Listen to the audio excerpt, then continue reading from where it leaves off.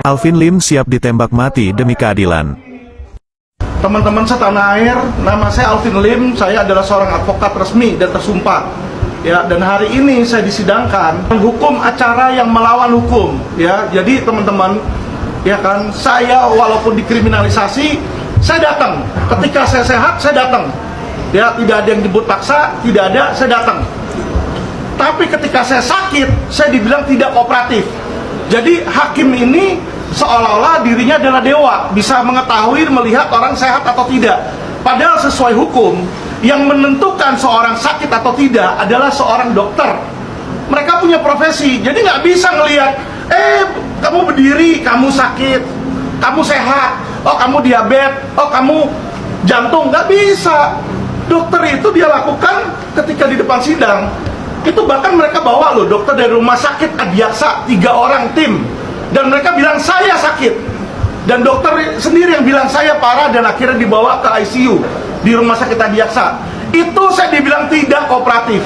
Jadi mereka bingung kalau ada orang hari ini sakit, besok sehat katanya. Jadi apakah orang itu kalau sakit harus sakit terus mampus? Itu pertanyaan saya. Jadi hari ini kita menjadi saksi bagaimana seorang advokat yang membela masyarakat investasi bodong, penjahatnya dibiarin kabur, advokatnya mau dijeblosin dengan apapun juga caranya. Yang sangat menyedihkan adalah hakim mau melanggar pasal 65, itu dibilang tersangka itu dan terdakwa mempunyai hak untuk menghadirkan saksi ardecas di situ, dan pasal 160 ayat 1 huruf C di KUHP yang berisi bahwa sebelum putusan hakim wajib mendengar saksi ardecas yang dihadirkan oleh pengacara di situ ataupun oleh terdakwa. Saya tidak pernah diberikan. Saya bilang hari ini saya minta dihadirkan dan ditolak oleh hakim. Nah, itu terus bagaimana? Hakim ini kan di persidangan tempat mencari kebenaran material. Nah, mau mencari kebenaran material tapi tidak disetujui.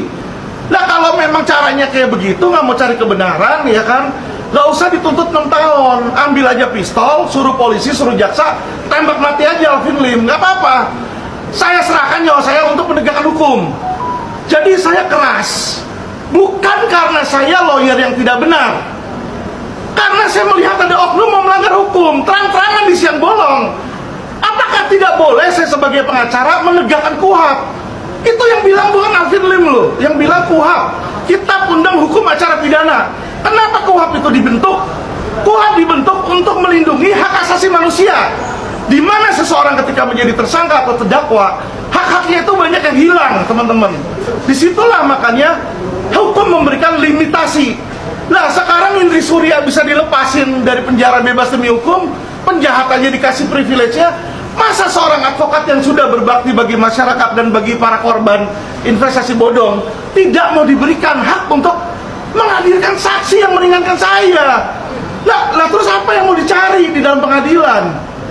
Ya kan, jadi kita witness sendiri, kita saksikan sendiri bagaimana keadilan itu runtuh di PN Jakarta Selatan. Dan inilah kenapa saya vokal. Saya tidak benci kepada polisi, saya tidak benci kepada jaksa, saya tidak benci kepada kehakiman.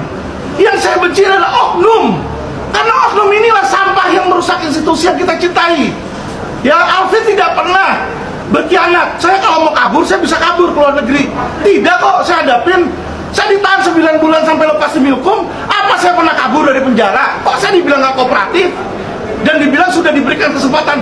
Kesempatan dari mana? Kemarin sidang dipaksa aja, bukan dalam waktunya sidang. Yang diberikan saksi dari jaksa kok kayak begitu. Jadi jelas teman-teman di sini ya, bahwa oknum jaksa itu ada pesanan, mungkin oknum hakim juga ada pesanan kalau memang mereka mau seperti itu.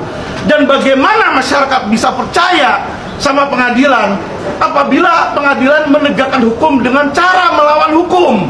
Itu pertanyaan saya. Seseorang mengaku dia aparat penegak hukum, tapi dia melanggar hukum. Misalnya ada orang udah menyerah, ya pencuri, ditangkap, malah ditembak mati misalnya palanya, kan nggak boleh. Kita nggak boleh menegakkan pro justia dengan cara melawan hukum dan melawan HAM. Karena kalau mereka lakukan itu, tidak ada bedanya mereka dengan penjahat yang mereka adili.